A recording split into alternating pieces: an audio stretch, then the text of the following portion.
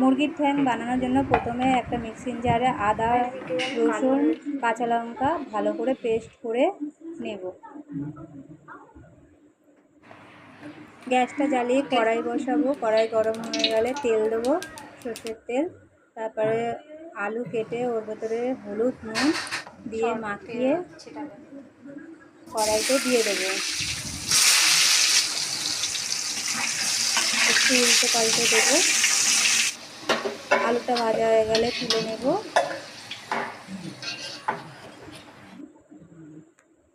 গোটা গরম মশলা আর তেজপাতা ফোড়ন দেব, দিয়ে পেঁয়াজ কুচি আর টমেটো কুচিটা দিয়ে দেবো। টমেটো কুচি আর পেঁয়াজ কুচিটা ভাজা করে নেব ভালো করে।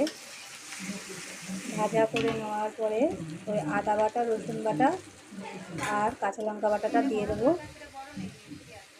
দিয়ে ভালো করে কষাবো। কষানোর পর হলুদ দেব, লাল লঙ্কার গুঁড়ো দেব, কাশ্মীরের চিলি, নুন দেব,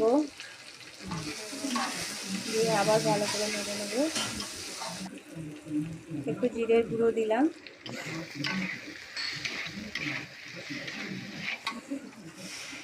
সামান্য পরিমাণে জল দেব।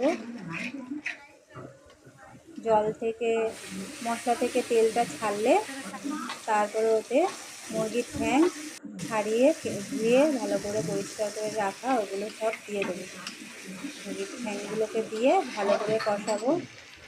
কষানোর পর একটু ঢাকাটা বন্ধ করে দেবো, গ্যাসটা লো করে। আবার ঢাকা খুলে আবার নাড়বো, নেড়ে ভাজা আলুগুলোকে দিয়ে দেবো। ভাজা আলুগুলোকে দিয়ে আবার ঢাকনাটা বন্ধ করে দেবো। কিছুক্ষণ হওয়ার পর তেলটা ছেড়ে দিলে ভালো করে নাড়িয়ে নিয়ে একটু গরম জল দিয়ে দেবো, উষ্ণ উষ্ণ। দেওয়ার পরে নেড়ে ঢাকনাটা দিয়ে সেদ্ধ হতে দেব। সেদ্ধ হয়ে যাওয়ার পর তা ভালো করে দেখে নিয়ে এবার রান্নাটা সম্পূর্ণ হয়ে গেল। এবার নামিয়ে নেব।